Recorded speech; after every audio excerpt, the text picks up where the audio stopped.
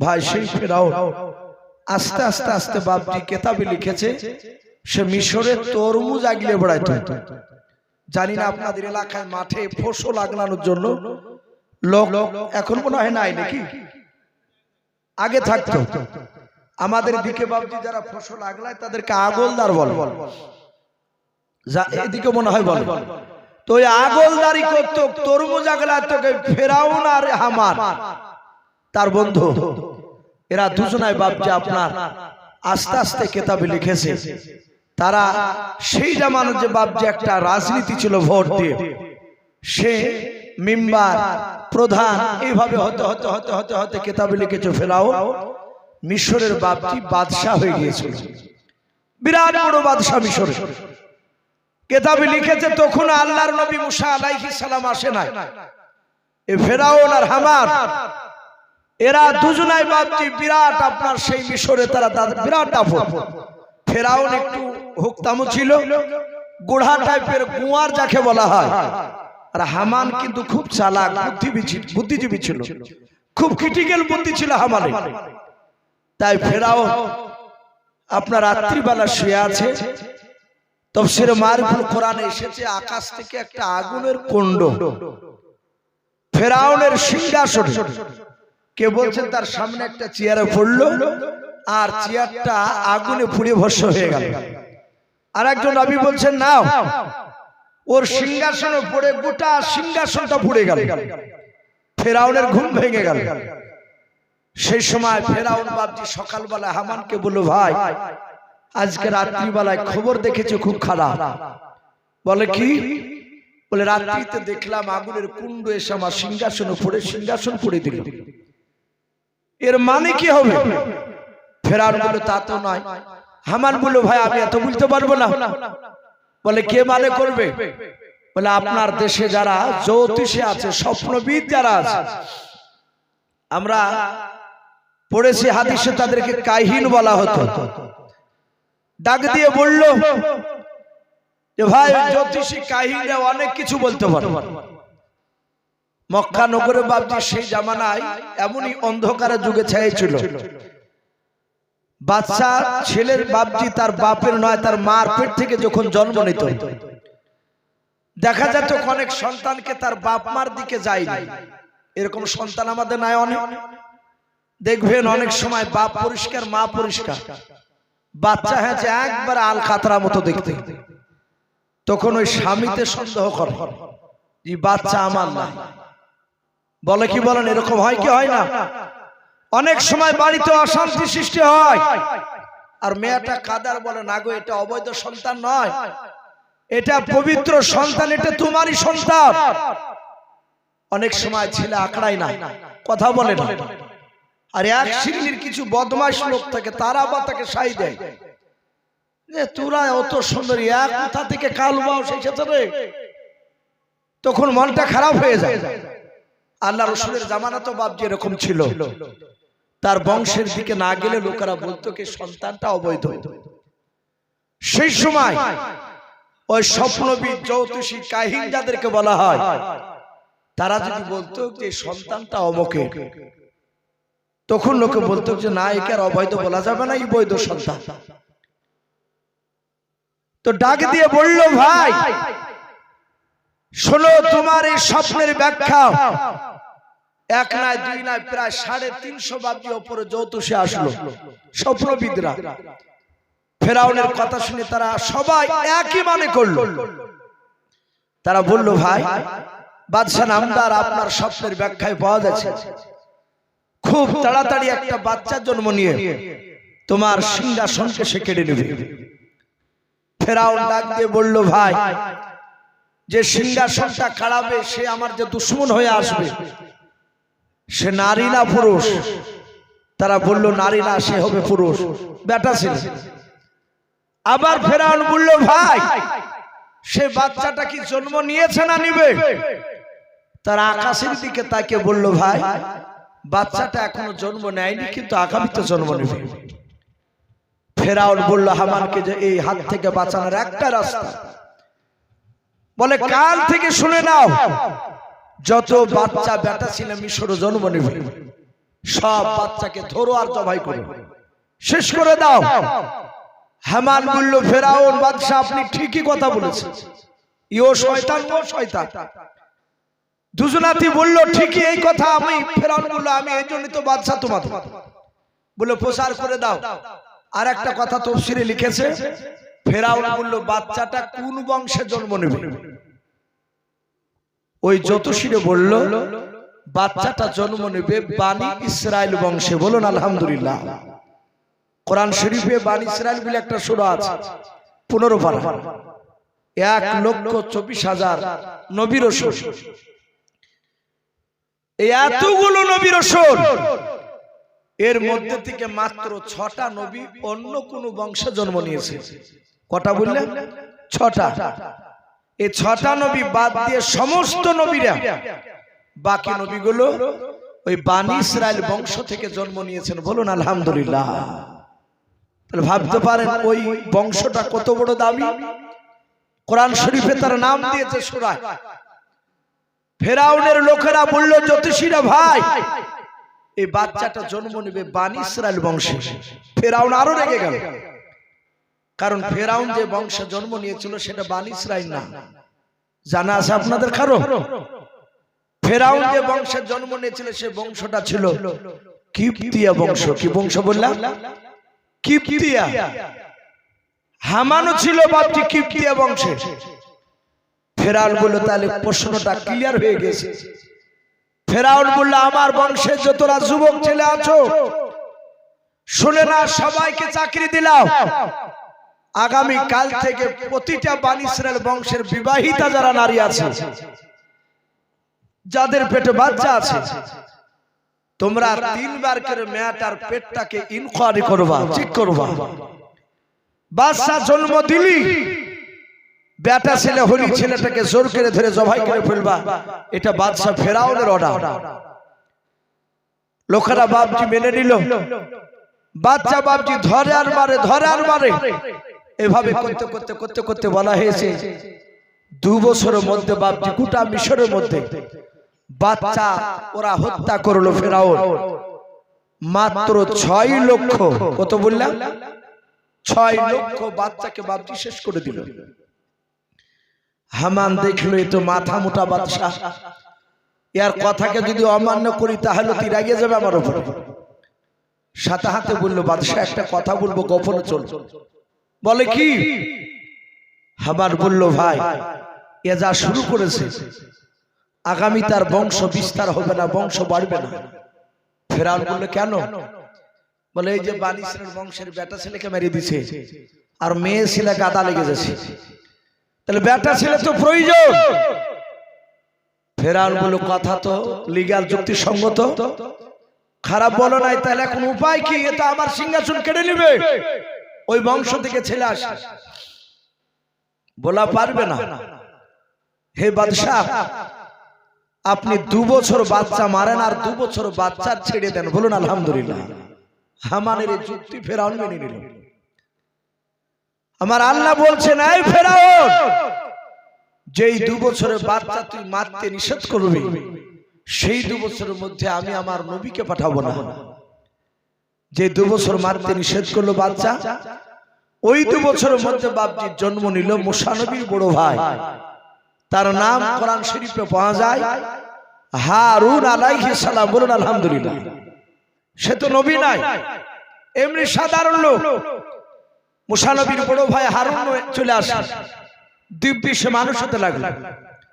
যাহাতে 2 বছর পার হয়ে গেল, অমনি ফেরাউনের লোকেরা আবার চিৎকার করে বলতে লাগলো, আগামী কাল থেকে আবার 2 বছর বাচ্চা মারা হবে। আমার আল্লাহ ডাক দিয়ে বলেন, ওরে ফেরাউন, দেখ আমি আহুয়া আলা কুল্লি শাইইন কাদির, আমি সর্বশক্তিমান। আল্লাহ রাব্বুল আলামিন এমন সময় বাপজি মুসা নবীকে পাঠাচ্ছেন, ফেরাউনের চিন্তাধারা যেন আমার বিরুদ্ধে কোনো বাচ্চা যেন আগুন না তুলে। ওই সময় মুসা নবীর মার পেটে মুসা নবী ভরা আছে। কিতাবে পাওয়া যায় যারা নবী রাসূল বাপজি দুনিয়াতে আল্লাহ পাঠিয়েছিলেন যাদেরকে, সে নবী রাসূলরা তার মার পেটে 10 মাস 10 দিন ভরা ছিলেন। কিন্তু নবীদের মার পেটে থাকা অবস্থায় রে বাবা, বাহিরকার মানুষ এমনকি পাড়ার প্রতিবেশী পর্যন্ত মানুষেরাও কেউ তারা মুসা নবীর মা নয়, প্রতিটা নবীর মাদ্রিকে বাপজি জানতে পারতো না যে এদের পেটে বাচ্চা ভরা আছে কিনা। পেট বাপজি মোটা হতো না, কিন্তু নবীর মারা জানতে পারতো আমার পেটে বাচ্চা ভরা আছে। গোপনে বাড়িতে যাদের সাথে আলোচনা করতেন তারা জানতো, বাদ বাকি জানতে পারতো না। আমাদের মা বোনদের পেটে বাপজি বাচ্চা আসলে 8-9 মাসের বাচ্চা হয়ে গেলে রাস্তা দিয়ে হাঁটলে বাবা, মেয়েরা যতই চেষ্টা করুক না পেটটা আমি কাউকে দেখতে দেব না, কিন্তু মা বোনেরা হাঁটলে বাপজি 8-9 মাসের পেটে বাচ্চা আসলে দূর থেকে বুঝতে পারা যায় যে মায়ের পেটে বাপজি বাচ্চা আছে। কিন্তু নবী রাসূলের বাপজি মার পেটে নবী রাসূল যারা ভরা থাকতেন তাদের পেটটা বাপজি উঁচু হতো না। মুসা নবীর মার বিয়ে হয়েছে বাবা, এটা ভালো জানে ওরা। ফেরাউনের লোকেরা সকালবেলায় বাপজি বাড়ি টিনকনে করে গেল, বুঝতে পারলো না। জোহরের আগে বাবা, দুপুরের আগে মুসা নবী দুনিয়ার বুকে বাপজি চলে আসলেন। মুসা নবীর মা মুসা নবীকে কোলে নিয়ে বাপজি আদর করছে, চুমা দিচ্ছে, আবার কাঁদেন আর বলেন আল্লাহ এত সুন্দর তুমি বাচ্চা আমার পেটে ভরে রেখেছিলেন মালিক, কিন্তু কিছুক্ষণ পরে ফেরাউনের লোকেরা জানতে পারলে আমার ছেলেকে আর জিন্দা বেঁচে রাখবে না। আল্লাহ তুমি এত সুন্দর বাচ্চা কেন দিলে? কাঁদছে। হঠাৎ করে বাপজি দেখছে শিকল আওয়াজ, বলে কে? মুসা নবীর মা চিৎকার করে বলছে, ভিতর থেকে নয় বাহির থেকে বললে আমরা ফেরাউনের লোক। মুসা নবীর মা বললেন যে কিছুক্ষণ আগেই তো আমার বাড়িতে এসেছিল তারা, বলে আমরা অন্য দল, আবার তোমার বাড়িটা পরীক্ষা করব। মুসা নবীর মা চিন্তা করলে আমার বাচ্চাটা আমার চোখের সামনে শেষ করে দিবে, আমি মা সহ্য করতে পারবো না।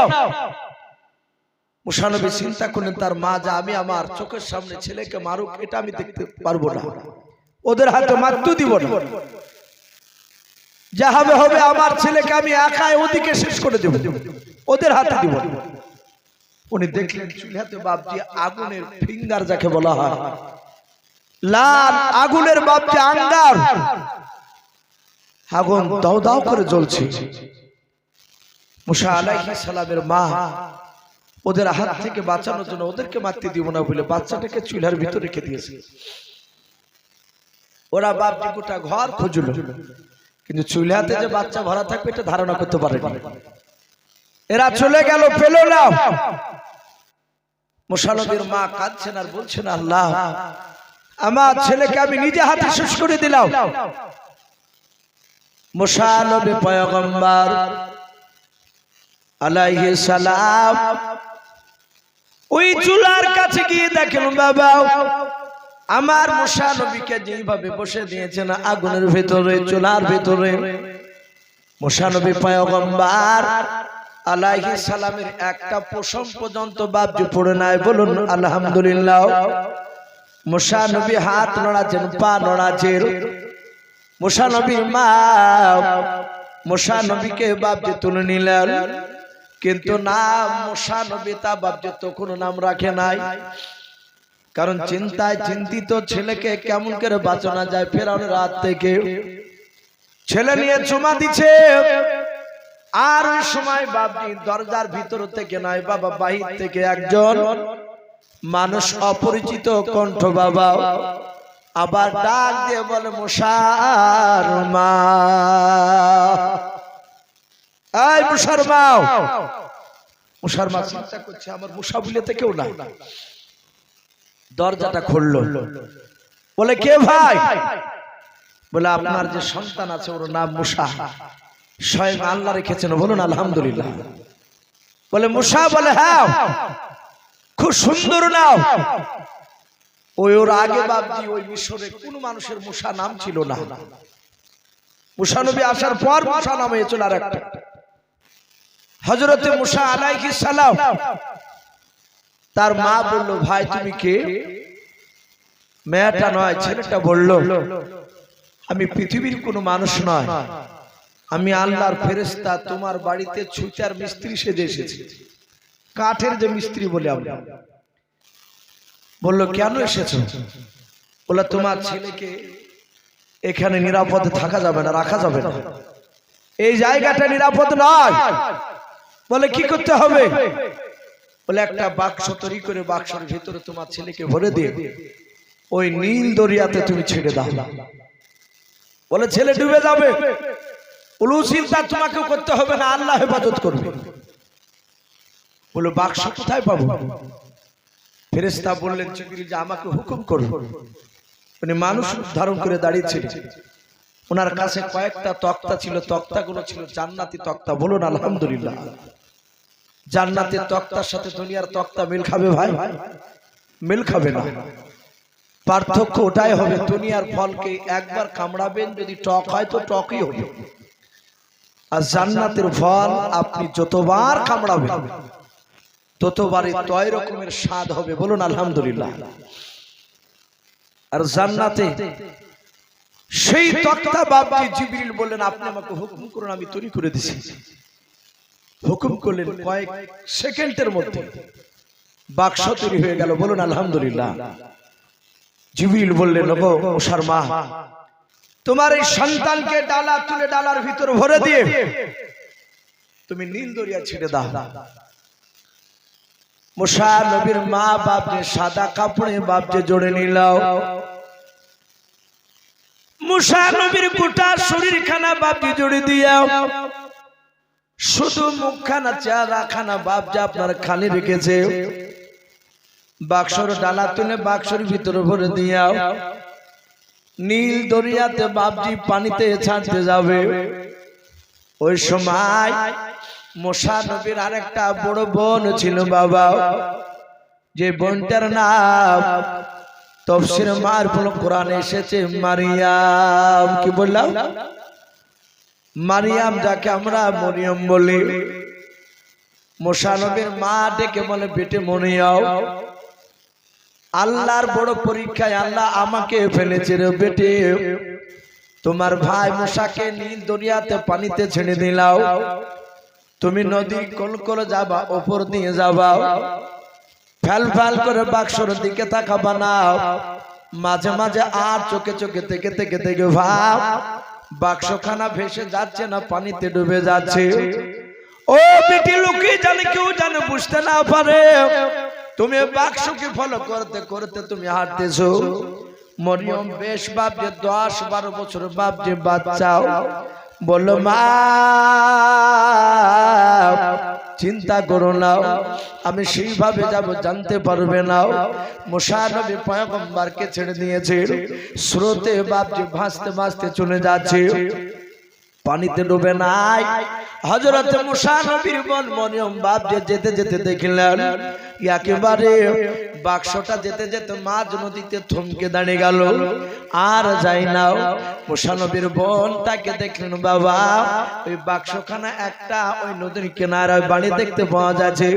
কিতাবে লিখেছে ফেরাউনের বাপজি 3 জায়গায় বাড়ি ছিল, কোন কোন মুফাসসিরিন কেরাম লিখেছেন 7 জায়গায় বাড়ি ছিল। তার মধ্যে থেকে ফেরাউনের একটা বাড়ি বাবা ওই নদীর ধারে ছিল। এই ফেরাউন গরমের সময় তার বিবি আসিয়াকে নিয়ে বাবা ওই গরমে নদী ধারে বাতাস খাওয়ার জন্য, হাওয়া খাওয়ার জন্য বাপজি বিলাসিতা করতে ওই জায়গা আসতো। ওই ফেরাউনের বাড়ির দিকে বাবা বাক্সখানা ভাসতে ভাসতে গিয়ে একেবারে ফেরাউনের ঘরের কিনারায় লেগে গেল। মুসা নবীর বোন মরিয়ম আল্লাহকে ডেকে বলেন, আল্লাহ এ তুমি বড় আরো পরীক্ষা ফেলে দিলাও, এই মুসা নবীকে আমার ভাইকে ওই ফেরাউনের কাছ থেকে বাঁচানোর জন্য নদীতে ছেড়ে দিয়েছো মা, আবার তুমি মওলা ফেরাউনের ঘরের কাছে কেন তুমি নিয়ে যেয়ে রেখে দিলে বলো। মরিয়ম কাঁদেন ওই দিকে দাঁড়িয়ে দাঁড়িয়ে হঠাৎ করে বাপজি আসিয়া নদীর দিকে নজর করলেন, দেখলেন ওই জান্নাতি তক্তা দিয়ে বাপজি বাক্সখানা তৈরি করা। আসিয়া জানে নাও, কিন্তু আসিয়া আর ওই বাক্সটা দেখে বাপজি সে তার মুগ্ধ হয়ে গেল। বারবার ফেরাউনকে মনে গো প্রাণের স্বামী, ওই দেখেন আমাদের ঘরের কিনারায় কত সুন্দর একটা বাক্স লাগে আছে, দেখো। ফেরাউন বলল, বিবি আসিয়া ও বাক্স কার কি ভরা আছে ঠিক না, আমি তোমাকে এর চেয়ে সুন্দর বাক্স তৈরি করে দেব। কারণ আসিয়া সেই সময় বিশ্ব সুন্দরী নারী ছিলেন, বলুন আলহামদুলিল্লাহ। আসিয়া বলে, না আমি ওই বাক্সই দেখতে চাই, বাক্সটা কি আছে? ফেরাউন বলল, বিবি তুমি দাঁড়াও, আমি যাই দেখি। যাহাতে বাক্সটা ধরতে যাবে আল্লাহর কুদরতে গভীর পানির দিকে আবার পেছন দিকে চলে গেল, বলুন আলহামদুলিল্লাহ। ফেরাউন আবার চলে আসলো, আবার নৌকাতে সে কিনারা লেগে গেল। ফেরাউন বলছে, বিবি আসিয়া মনে হচ্ছে ভিতর ভিতর দিয়ে কেউ টানছে। বলে, তুমি পারবে না, আমি যাই। আসিয়া গেলেন, বাক্সটা গেল না। যাহাতে বাপজি হাত দিলেন আল্লাহর কুদরতে, বাক্স আপনি জাম্পিং করে ওই নদীর ওপরে বাপজি শুকনো জায়গায় দাঁড়িয়ে গেল, বলুন আলহামদুলিল্লাহ। ওই জায়গাতে বাপজি মাটিতে বাক্সখানা রেখে অটোমেটিক চলে আসে। ফেরাউন ডালা তুলতে পারে নাই, আবার আসিয়া যাহাতে হাত দিল আর ডালা খুলে গেল। ডালা খোলার পরে আসিয়া বলছেন, আমি ভিতর দিকে তাকালাম, দেখলাম মুসা আলাইহিস সালাম আসিয়ার দিকে তাকিয়ে মৃদু মৃদু হাসছেন, বলুন আলহামদুলিল্লাহ। কিছু বাচ্চা ছেলে দেখেন, কিছু মানুষ আছে বাচ্চা ছেলে কোলে নাই, অথচ তার বাপ কিংবা চাচা কিংবা তার প্রতিবেশী কোনো বন্ধু ফুটফুটে একটা বাচ্চা ছেলে দুধের সন্তানকে কোলে করে নিয়ে বাপজি বাজারের দিকে এসেছে। লোকটা তার দিকে তাকাচ্ছে না, অথচ বাচ্চাটা ওর দিকে থেকে ফিরি ফিরি করে হাসছে। তো লোকটা তাকে বলে, বেশ তোর বাচ্চা তো খুব ফুর্তিয়াল, উল্লেই না, অথচ বাচ্চাটার হাসি দেখে সে না নিয়ে থাকতে পারে। তখন আদর করে দূর থেকে। মুসা যাহাতে বাপজি একটু মুচকি হাসি দিয়েছে, আর ওই হাসিতে আসিয়া তার মহাব্বত পড়ে গিয়েছে, বলুন আলহামদুলিল্লাহ। আসিয়া বলল, ফেরাউনকে বলছেন, ওগো প্রাণের স্বামী, দেখেন কত সুন্দর একটা বাচ্চা এই বাক্সের ভিতর ভরা আছে, আমার দিকে তাকে হাসছে। ফেরাউন বলে, তাকে দেখো তিনি বেটা ছেলে না মেয়ে ছেলে? বলে, বেটা ছেলে। বলে, তাহলে এই বাচ্চাটা আমার ভয় ছেড়ে দিয়েছে, একে হত্যা করা হবে। আসিয়া বললে, আমাদেরকে আল্লাহ বহুদিন ধরে বাচ্চা দেয়, একে মেরো না, এদেরকে আমরা মানুষ করবো। এই বাচ্চাটা তোমাকে আব্বা বলবে, আমাকে মা বলবে। তুমি মারা গেলে বাতি জ্বালাবে কে দেশে? এই ছেলেটা থাকলে উজালা হবে আমাদের। ফেরাউন বলল, কথা তুমি খারাপ বলো, দেখি বাচ্চাটা। যাহাতে ফেরাউন এইভাবে বাপজি দেখতে যাচ্ছে, আর মুসা আলাইহিস সালাম আর চোখে টেরা করে ফেরাউনের দিকে তাকিয়েছে। কারণ মুসা তো নবী, আল্লাহ রাব্বুল আলামিন বলছেন, আমি নবীদের জ্ঞান হিকমত সাধারণ মানুষের চেয়ে বেশি দান করি, বলুন আলহামদুলিল্লাহ। মুসা নবী যাহাতে তাকিয়েছে, আর ফেরাউন বলছে, বিবি বাচ্চাটা অমন করে আমার দিকে তাকাচ্ছে কেন? বলো, তুমি ভুল ভেবে না। মুসা আলাইহিস সালাম লাস্টে বাপজি রাজি হলে বলল, এই বাচ্চাকে মানুষ করবে কি করে? আসিয়া বলল, আমার তো বাচ্চা নাই, অতএব আমার স্তন থেকে দুধ তো বের হবে না। ফেরাউন বলল, চিন্তা করো না, আমার দেশে অনেক দাইমা আছে। রাজ দরবারে গিয়ে ফেরাউন হামানকে দিয়ে প্রচার করলো, এ দাইমা তাড়াতাড়ি এসে আমার সন্তানকে বাঁচাও, দুধ পান করাও। জানি না কত দূর থেকে ভেসে আসছে, আর মরিয়ম সব দৃশ্যখানা তাকে থেকে দেখছে অজানার ভান করে। প্রথমে বাপ যে একটা দাইমা আসলো, মুসা নবীকে তুলে তার স্তনে মুখ লাগাতে যায়। মুসা নবী কোনো মতে বাপ যে মুখটা নিয়ে যায় না, শুধু কাঁদে মুসা নবী, মনে মনে চিন্তা করে, মালিক আমার জনম দক্ষিণ মাকে কেন দেখতে পাওয়া যায় না? মুসা নবী মনে মনে প্রতিজ্ঞা করে নিয়েছেন আল্লাহর কাছে, আমার মা যতক্ষণ পর্যন্ত না আসবে মালিক, অতক্ষণ পর্যন্ত অন্য কোন বেগুনা মেয়ের আমি দুধ পান করব না। বলুন আলহামদুলিল্লাহ। এক না দুই না প্রায় বাপজি এলাকায় হয়তো পড়ে গেল। ফেরাউনের কপাল দিয়ে বাপজি ঘাম বের হচ্ছে, চরম টেনশন আছে। এর আগে বাচ্চার সিংহাসন নাই বাবা, ওই বাক্সতে পাওয়ার পর ছেলেকে মারার জন্য বাপজি ফেরাউন ছটফট করেছিল। সেই বাচ্চা মুসা নবীকে বাপজি এবার বাঁচানোর জন্য ছটফট করেছে। হামানকে বলে ভাই আমার বাচ্চা মনে হয় আর বাঁচানো যাবে না। সঙ্গে সঙ্গে আসিয়া বলল এই ছেলেটার নাম দিয়েছে আমি মুসা, কারণ আল্লাহ হযরত আসিয়ার মুখ দিয়ে বাপজি আল্লাহর কুদরতে মুসা নবীর নামটা বাপজি বের করে নিলেন। ফেরাউন বলল বাপ খুব সুন্দর চমকদার নাও। ডাক দিয়ে বলল রে আমার বিবি আসিয়া, আমার মুসা কলিজা টুকরা সন্তানকে কেমন করে বাঁচাবো? এক নয় দুই নয় বাবা, প্রায় 700-র উপরে বাপজি দায় মারাও। সকলে আসলো, কেউ দুধ পান করাতে পারলো না।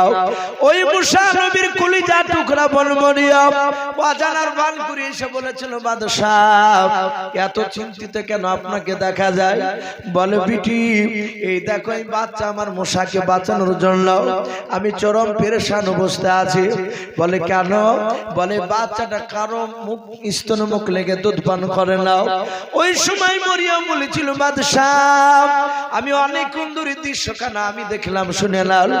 ও বাদশাহ নামদার, আমার জানা মতে এমন একটা দাইমা আছে আমার নজরে, আমার মনে হয় এই বাচ্চাটা তার দুধ পান করবে। বলুন সুবহানাল্লাহ।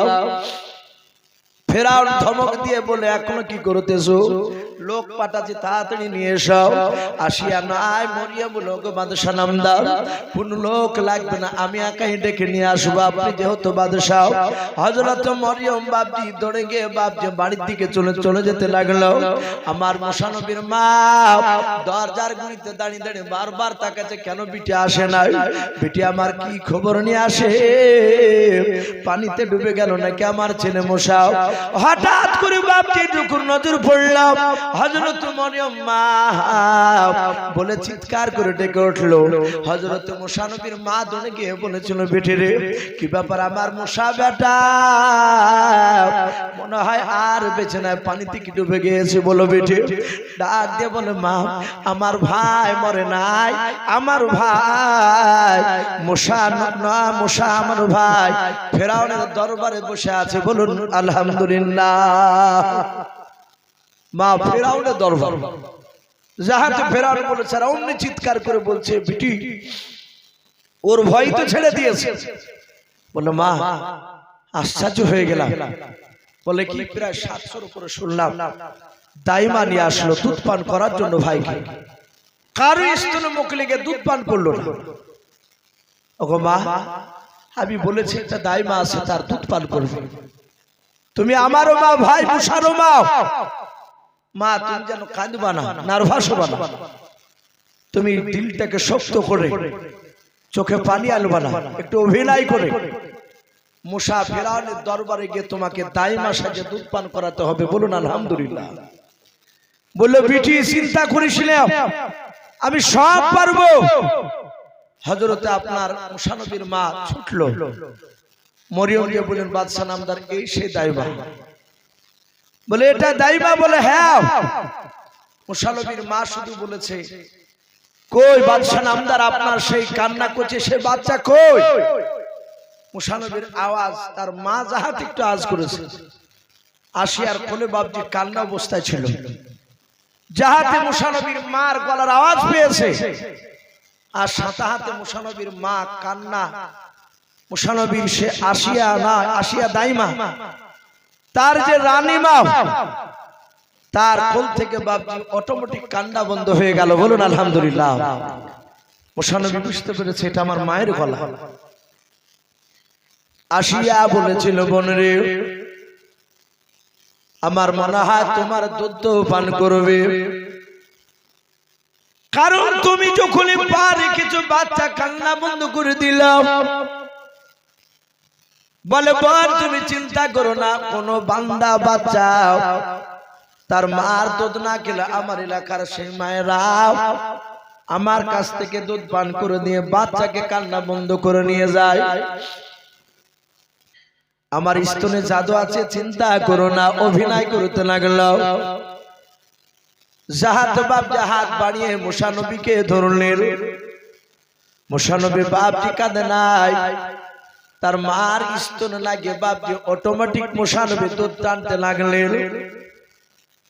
এক না দুই নাই, 3 দিন ধরে দুধ পান করার পর মুসা নবীর মা ডাক দিয়ে বললেন, গো বাদশাহ, আমার বাড়িতে আরেকটা ছেলে আছে, আমার বড় ছেলে হারুন। বললাম গো বাদশাহ নামদার, আমার ওই মেয়েটাকে দেখলেন? বলে হ্যাঁ, ওই মেয়েটা আমার কলিজার টুকরা বেটে।